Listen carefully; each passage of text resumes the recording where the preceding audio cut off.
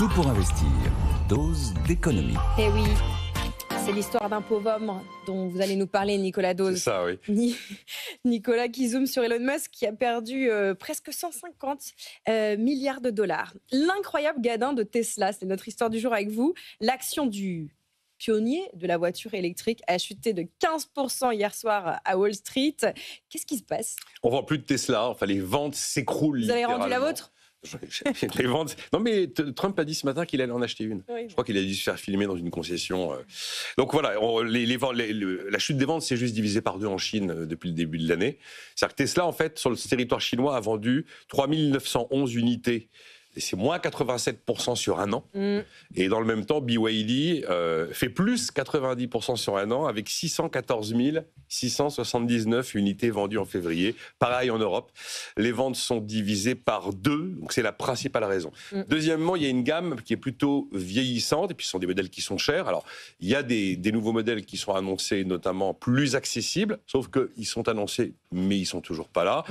Troisièmement, il est évident que dans la chute des ventes de Tesla, il y a un phénomène de boycott de la marque qui est accentué par l'emblématique directeur général Elon Musk, l'homme à la tronçonneuse de Washington, et le fameux DOGE, son département de l'efficacité gouvernementale. Il est évident qu'il y a un lien entre la personnalité qui est devenue Elon Musk en politique et une forme de rejet de la marque, même si ce n'est pas quantifiable. Sur la baisse des ventes, on ne peut pas dire que tant de personnes y ont renoncé pour telle raison. Et puis, troisième chose, il y a aussi un recul marqué de l'ensemble de la tech aux États-Unis en bourse. Il ne faut quand même pas le nier. On regarde la séance d'hier, on a eu des baisses qui allaient entre 5 et 3,5% sur tous les géants de la tech. Le Nasdaq a perdu 4% hier soir. Alors, 15%, c'est quand même une très forte baisse. Et vous le disiez, en 3 mois, la valeur boursière de Tesla a été divisée par 2. Ça veut dire que 800 milliards d'euros de valeur boursière sont partis en fumée en seulement un trimestre. Et Elon Musk a perdu un tiers de sa fortune. Il est tombé à 320 milliards de dollars. Il reste devant Jeff Bezos, la première fortune du monde, malgré tout. Bon. Voilà les chiffres du jour, si je puis dire. Il a reconnu, Elon Musk, cette nuit pour nous, avoir un petit peu de mal à gérer ses multiples business. Il est certain qu'une journée fait 24 heures, même pour les milliardaires, et même pour les milliardaires équipés d'une tronçonneuse. Ça, c'est évident. Après, plus largement, les raisons des déboires de Musk sont d'abord politiques. Il est évident que son engagement et ses positions extrêmes aux côtés de Trump, ça joue un poids certain.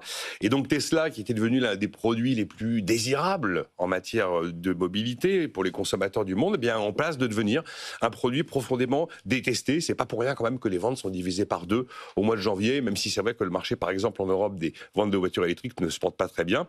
Et en fait, Elon Musk, il avait réussi l'effet Steve Jobs avec l'iPhone. L'iPhone est devenu à un moment l'objet le plus désirable de la planète. Et la Tesla, en termes de voiture, c'était devenu la voiture la plus désirable. Et aujourd'hui, la magie, ça ne fait plus rêver. La magie n'opère plus de la même manière. Et aussi sur le terrain politique, Tesla est probablement victime de la politique pro-pétrole de Trump. Et il est certain qu'une politique pro-pétrole dans un pays comme les États-Unis, c'est pas propice à accélérer l'électrification des usages. Ensuite, dans les déboires de Trump, il y a des raisons économiques. Il y a bien sûr la concurrence chinoise. Je vous ai donné les chiffres de BYD, plus 97%, plus 90% en Chine sur un an, quand Tesla fait moins 87%.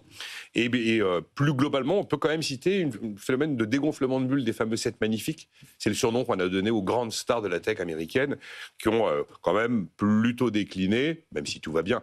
Et donc, Tesla en fait partie aux côtés des Meta, des Alphabet ou encore Nvidia. Et c'est vrai qu'on a vu qu'il y avait eu une espèce d'euphorie après l'élection de Donald Trump. C'était les baisses d'impôts. Donald Trump qui arrivait, c'était la dérégulation. Et bien là, on se dit, c'est peut-être l'inflation, c'est peut-être l'effet récessif des coupes budgétaires, la guerre commerciale fera des victimes, et probablement la première victime sera américaine. Ça peut ralentir l'activité. Troisième, dans les origines et les raisons des déboires d'Elon Musk, il y a aussi des problèmes technologiques. On l'a vu avec SpaceX, tout récemment, raté de SpaceX, avec une nouvelle perte de Starship, la Starship numéro 8, qui a explosé en vol, en tout cas l'étage supérieur. C'est la fusée, on est en période d'essai là, mais c'est la fusée qui est censée emmener un jour des humains sur Mars. Et puis enfin, dernier élément, c'est le côté managérial. La gestion de X, quand il est arrivé, a été violente.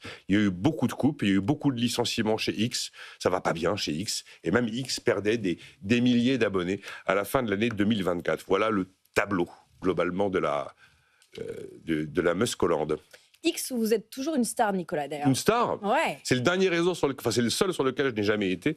Et j'y suis entre 9h et 10h pour lire les réactions des auditeurs pendant l'émission sur BFM Business. Mais sinon, objectivement, je m'en sers absolument plus. Hein. Vous pouvez retrouver Nicolas Dose sur X, mais surtout en podcast. On gagne beaucoup de temps quand on s'en sert plus, j'ai remarqué. Ah oui? Ah oui. C'est une découverte? Non, mais bon, ça m'amusait au début, puis force de se faire insulter toute la journée, il y a un moment.